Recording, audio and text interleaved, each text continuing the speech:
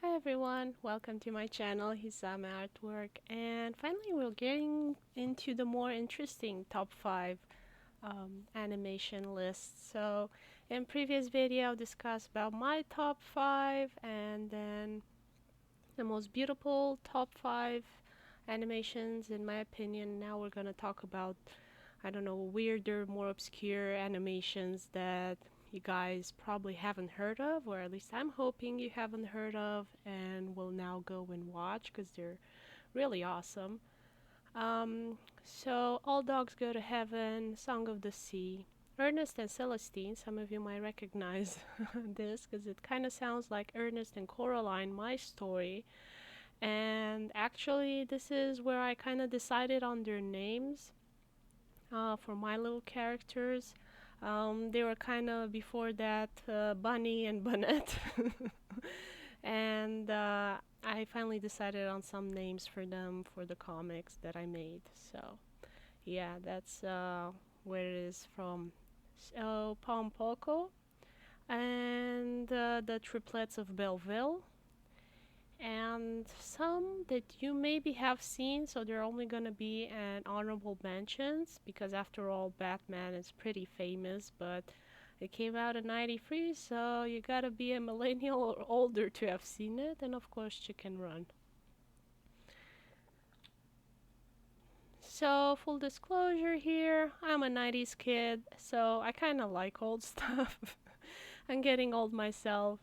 And of course, I have a soft spot for sentimental, sloppy endings, sugary stuff. I also like weird stories, so that's why you keep seeing a lot of French films on these lists and anime. And of course, I like cartoons with animals and stop motion. I have a tender spot in my heart for stop motion. And of course, my top choices are based for this list on smaller studios and forgotten awarded sorry, and forgotten award-winning films.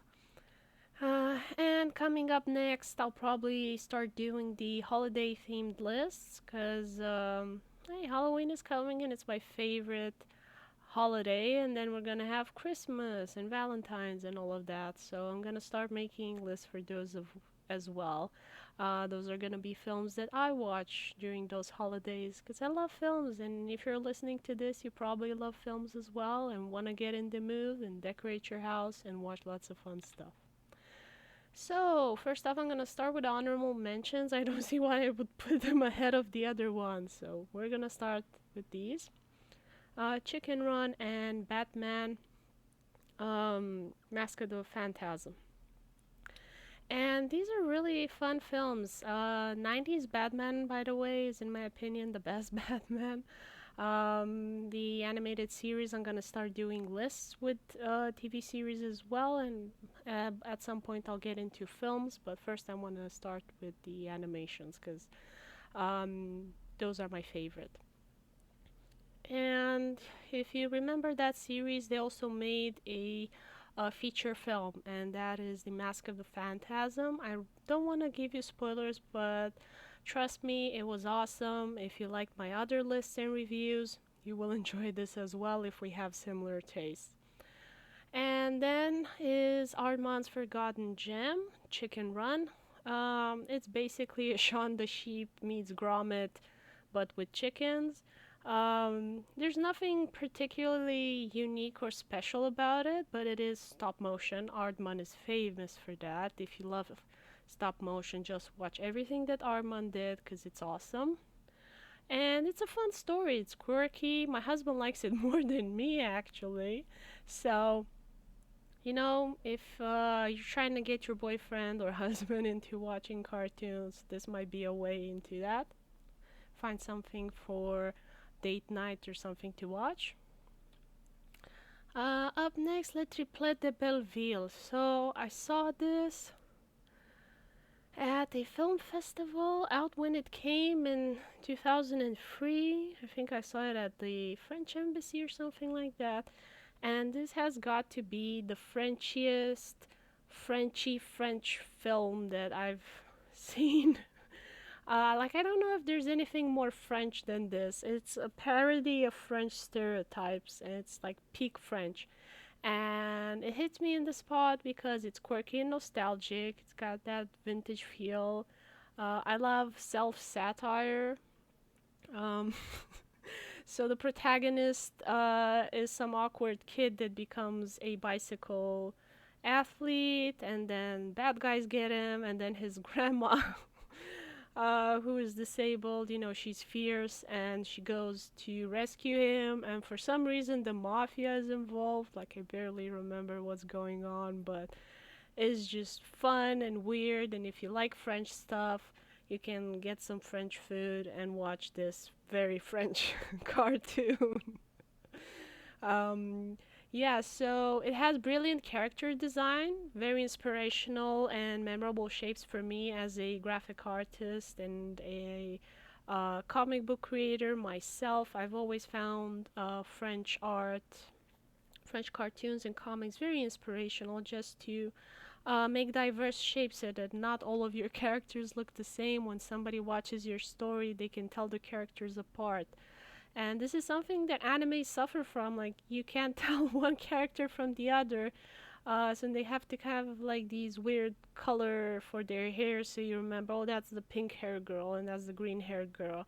Usually they all look the same. And in French cartoons, it's like the opposite. So I find that to be a plus, and I try emulate it in my own art. And also, I love that this is a story that is different than what is usually in Hollywood and Disney. I have Hollywood and Disney fatigue, so I'm always looking for French, for African, for Belgian, German, Spanish, anything really, cartoons to kind of see what else is around, broaden my horizon. And if you're new to cartoons and you're looking for something that isn't American, isn't anime, French cinema is right there for you guys. Dig in. And now I'm gonna talk to you guys about Pom Poko. This is peak Japanese. Like, if that cartoon was representative or very overly French, this is like extra, extra Japanesey. And it's weird and I love it. I adore animal characters, of course. Extra plus that it has environmental themes in it. It is, after all, a Ghibli film, so a lot of Ghibli films have anti war, environmental, pro environmental themes in it, so I love that. And I also love the fact that it has yokai, it has the obon. So, yokai are like these spirits, ghosts, monster type creatures. What we would consider that in Western culture, but yokai in Japanese aren't necessarily bad. There might be benevolent spirits or magical creatures. It depends on the situation. And Obon is their equivalent of Halloween. And they have Obon during summer, which I think is interesting. At first, I was like, it's weird. Halloween should be in autumn, so it's spooky and what the not. But it can be spooky in summer as well because it's at night and you have all these fireflies and it's very atmospheric and fireworks and all of that. And I would consider Pom Poko to be Ghibli's forgotten gem. It is directed by Takahata, not Miyazaki, so kind of have that in mind. Um, Personally, I don't like Takahata's films that much because he tends to focus on real life contemporary people and their problems. And I go to Ghibli for the magic. Like, I'm not interested in everyday life stuff that I deal with. Often the protagonists are female as well, so it's like, it's not interesting for me, maybe for somebody else. But this one has magical raccoons, and they do something that is very Japanese, from the Japanese folklore, so I wouldn't say it's necessarily for the whole family by European standards of clothing and decency and things like that. We're maybe a bit more prudish here in the West, I'm not sure how you would describe this, but I would recommend if you're an adult, watch it first or some parts of it, and then decide for yourself it's if you know it's acceptable for um, your kids. I would say it's okay. We can just talk and explain stuff. Denmark cartoons have Mr. Dillerman, so if you're okay with that, you're gonna be okay with this. If you're not okay with that, um, you're not gonna be okay with this. So just have that in mind. It's very quirky. It's very weird. I love it. Like I said, it's very Japanese. It has a lot of Japanese cultural elements, a lot of humor. I love it, and it's weird and it's obscure and gets I don't know hipsters happy. It has my inner hipsters happy when they watch this, and yeah, get maybe some Japanese food, have some fun, watch this together, or maybe not eat something when you're watching this. Just like I said, watch maybe a trailer or something before you have been warned. And it's a very fun, quirky cartoon. I enjoyed it a lot. Next up is Ernest and Celestine, another French film. Like I said, I love French films. They're gonna be in all of my lists probably. I love that it has a distinctive style, looks very watercolory. It's so beautiful and smooth. I love that it's promoting native aesthetics and culture. Like, there are a lot of French elements in there, like the food, the streets, and things like that. Again, beautiful fluid animation. Such a joy to watch.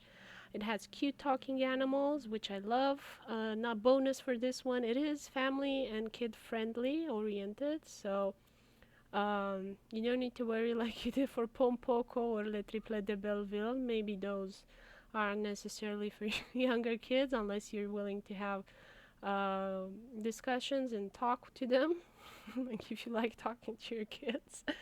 And of course, it is a very charming cartoon. I enjoyed it quite a lot. Celestine is my favorite. She's so fierce and funny and adventurous, and she's kind of like a heroine figure. So I'm so sad that this not did not continue. Like, we don't have any sequels for this. It was a collaboration between several people, not necessarily a studio that continued on, and too bad about that. It's often pretty sad when you get like this lightning in a bottle and it doesn't continue into creating a studio that makes more awesome stuff. But yeah, I'm happy this exists. I am. And I want more. Song of the Sea from Cartoon Saloon. They've done so many awesome animations, and I'm glad that these guys managed to get together and continue to put out awesome, beautiful animations, heartwarming stories. Every 3 or 4 years, they make another film. They are definitely do not have the budget and manpower of Disney to just dish out huge, expensive feature film every year. Disney puts out several actually. They got factories for it. But I'm happy for every film the Cartoon Saloon puts out. I know they're always gonna make something awesome, and it's worth the wait. And I always try and get as many people to go and watch and buy tickets or whatever to support them. Because these kinds of small studios need to be supported. They can't do it without a bit more organized support. You know, you just one how should I say, economic crisis and some bad years away from it. So they're probably struggling now with the pandemic and everything else, but hopefully they will pull through. I'm rooting for them and trying my best to help them out, promoting them. So Cartoon Saloon is, in my opinion, the Ghibli of Europe. I've always been annoyed when people would call Miyazaki the Disney of Japan. I think Miyazaki does Disney better than Disney itself.